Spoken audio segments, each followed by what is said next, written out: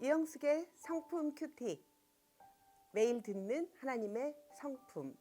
오늘의 말씀은 열왕기하 12장입니다. 그리고 오늘의 주제는요, 요아스의 개혁입니다. 함께 말씀을 읽도록 하겠습니다. 예후의 제7년에 요아스가 왕이 되어 예루살렘에서 40년간 통치하니라. 그의 어머니의 이름은 시바아라 브엘셀바 사람이더라. 요아스는 제사장 여호야다가 그를 교훈하는 모든 날 동안에는 여호와 보시기에 정직히 행하였으되 다만 산당들을 제거하지 아니하였으므로 백성이 여전히 산당에서 제사하며 분향하였더라. 요아스가 제사장들에게 이르되 여호와의 성전에 기록하게 하여 드리는 모든 은 곧 사람이 통용하는 은이나 각 사람의 몸값으로 드리는 은이나 자원하여 여호와의 성전에 드리는 모든 은을 제사장들이 각각 아는 자들에게서 받아들여 성전의 어느 곳이든지 파손된 것을 보거든 그것으로 수리하라 하였으나 요아스 왕 제 23년에 이르도록 제사장들이 성전의 파손한 데를 수리하지 아니하였는지라. 요아스 왕이 대제사장 여호야다의 제사장들을 불러 이르되 너희가 어찌하여 성전의 파손한 데를 수리하지 아니하였느냐. 이제부터는 너희가 아는 사람에게서 은을 받지 말고 그들이 성전의 파손한 데를 위하여 드리게 하라. 제사장들이 다시는 백성에게 은을 받지도 아니하고 성전 파손한 것을 수리하지도 아니하기로 동의하니라. 요아스의 신복들이 일어나 반역하여 실라로 내려가는 길가의 밀로 궁에서 그를 죽였고 그를 쳐서 죽인 신복은 시므앗의 아들 요사갈과 소멜의 아들 여호사바드였더라. 그는 다윗성에 그의 조상들과 함께 장사하고 그의 아들 아마샤가 그를 대신하여 왕이 되니라. 네, 오늘 열왕기하 12장 말씀은 정말 요아스가 어떤 개혁을 했는지를 우리는 알 수 있습니다. 그런데 요아스의 개혁은 어떻게 보면 완전한 개혁이 아니었어요. 미완성의 개혁이었고 불완전한 개혁이었습니다. 왜 그랬을까? 저는 이 12장을 묵상하면서 요아스가 왜 이렇게 힘들었을까? 왜 힘들었냐면요. 그는 일편단심 7살 때 왕이 된 이후로 그가 정말 애쓴 것은 성전 수리, 성전을 파손된 것들을 일으켜 세우는 것이었거든요. 근데 그게 안 됐어요. 정말 왜 그랬을까요? 저는 보통 개혁을 한다 그러면 추종자가 있어야 되거든요.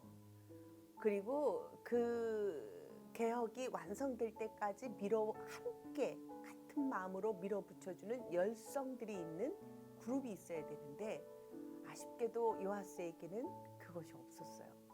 요아스 어떤 사람이에요? 정말 아주 애기였을 때 정말 그 아달랴라고 하는 그 이세벨의 그 딸, 그 왕비의 그런 그 죽임을 피해서 몰래 도망갔던 사람이잖아요. 그 고모가 숨겨졌기 때문에 유모랑 함께 파손되어 있던 여호와의 성전에서 아주 어렸을 때부터 성장했던 거죠. 그 여호와의 성전이 얼마나 비참하게 파손되었는지 우리는 상상할 수 있어요. 왜냐하면 이세벨도 그렇고 아달랴도 그렇고 그들의 목적은 바알신을 이스라엘 땅 가운데 충만하게 되는 것이 선교의 목적으로 결혼했고 그런 삶을 살았기 때문에 바알 신전을 어마어마하게 세웠고 그런 바알 신을 제사하는 그런 제사장들은 어마어마한 대접을 했고 여호와를 경외하는 대제사장, 제사장들은 거의 다 죽임을 당하든지 피해 있든지 다 그냥 숨어 있어야 됐던 그런 시대 아니겠어요? 이때 7살 때까지 그 어린 시절을 파손된 그 성전에서 자랐던 요아스가 왕이 됐을 때 그는 제일 먼저 하고 싶었던 게 무엇이었을까요? 그는 자기가 자랐던 그 성전을 수리하고 싶었던 열망이 있었겠죠. 그리고 그의 목숨을 그래도 그나마 유지시켜 주었던 곳이 여호와의 성전이었으니까 거기 그 장소는 정말 동경의 장소였고 그리고 꿈의 장소, 정말 다시 세우고 싶은 장소였지요. 그런데 너무 안타깝게도 그 어린 나이에 왕이 된 요아스에게는 그 뜻을 같이 해줄 수 있는 그런 핵심 세력이 없었던 거예요. 사실은 이 말씀을 보면서 안타까웠던 것은 뭐냐면 제사장들이라도 좀 도왔어야 되는데 너무 안 했던 거예요. 얼마나 요아스가 간절했냐면 그 모든 그 당시 통용했던 돈이 은이었잖아요.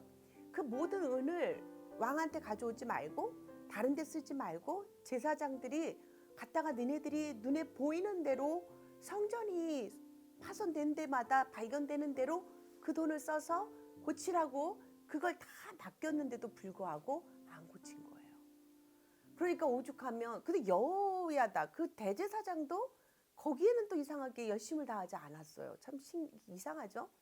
그래서 여호야다를 비롯해서 제사장들 불러가지고 도대체 왜 안 고치냐 이러면서 한탄할 정도까지 그들은 협력하지 않았어요. 왜 그랬을까요? 네, 그러니까 이 개혁을 방해하는 세력이 막 앞장서서 데모하면서 막 깃발 드는 것도 방해하는 세력이지만 사실은 마음으로 따라주지 않고 방임하고 방치하고 그렇게 유기한 채로 내버려두는 그런 그 그룹 속에서는 이 개혁이 안 되는 거죠. 근데 너무 그 당시 여호와를 섬기는 사람들의 태도가 그랬던 거예요. 그렇게 열정도 없었고 그렇게 막 그 개혁하고 싶은 마음도 없었던 거예요. 요아스 혼자서 애쓰다가 그러나 참 7살 때 왕이 돼가지고 40년 왕위에 섰던 그 요아스는 마지막에는 신복에게 결국은 죽임을 당하고 다윗 왕의 자손들이 묻히는 곳에 그 다윗 성전에 묻혔잖아요. 끝났습니다. 그리고 다행스럽게 그의 왕위를 그의 아들이 이제 또 대를 이어서 가게 됐는데 오늘 이 요아스의 개혁, 이 불완전한 개혁을 바라보면서 저는 여러 가지를 생각하게 됐어요. 참 혼자 힘으로는 개혁하기가 어렵구나. 그리고 요아스의 인생에 대해서 생각해 보게 됐어요. 참 어떻게 보면 비운의 왕자죠. 그럼에도 불구하고 믿음의 눈으로 바라보면 희망입니다. 그리고 하나님 입장에서 요아스를 바라볼 때 하나님은 뭐라고 말씀하셨을까를 생각해 보게 됐어요. 너는 왜 이렇게 개혁하지 못했니? 라고 꾸중하셨을까요? 아니에요. 저는 그 중심을 보신 하나님이 위로하셨을 것이라고 생각이 듭니다. 우리 때로는 우리 인생에 있어서 정말 열심을 다해서 하나님을 섬기고 싶고 이렇게 하고 싶은데 안 될 때 참 많아요. 교회에서도 그렇고 가정에서도 그렇고 자녀 교육도 그렇고 우리 인생이 그렇습니다. 그럴 때 하나님은 뭐라고 말씀하실까? 요아스의 인생을 통해서 우리에게 주시는 교훈은 그럼에도 불구하고 그 중심을 보시는 하나님께서 그만하면 됐다. 그래도 너는 이 여호와의 왕국의 희망이다. 이렇게 위로하셨을 것이라고 생각이 듭니다. 우리 요아스 왕의 개혁을 통해서 우리가 지금 붙잡고 애를 써도 안 될 때 그러나 하나님의 눈에서는 희망이라고 하는 사실로 우리가 위로받기를 원합니다. 오늘도 우리 중심을 보시고 우리 인생을 축복하시는 여호와 앞에 살 때 우리의 인생은 의미가 있습니다. 그리고 우리가 다 하지 못했던 우리의 열정과 우리의 개혁과 우리의 힘씀과 노력들은 하나님 앞에서는 의미가 있고 잘했다 칭찬받는 충성스러운 일이 되기를 기도합니다. 함께 기도하죠. 하나님, 요아스 왕의 개혁을 보면서 그 개혁은 혼자 하는 것이 아니라 공동체가 있어야 되고 함께 목표를 향하는 열정 있는 자들이 있어야 된다는 사실을 우리는 알게 됩니다. 혼자서 애썼던 요아스 왕의 그 애씀을 기억하시고 하나님 나라에 다윗 왕에게 주었던 그 희망의 메시지를 그 대를 이어서 가게 하신 하나님을 찬양합니다. 그 다윗의 자손 속에 메시아를 탄생하게 하신 그 왕으로 오신 그 예수님을 준비하신 그 세대들을 축복합니다.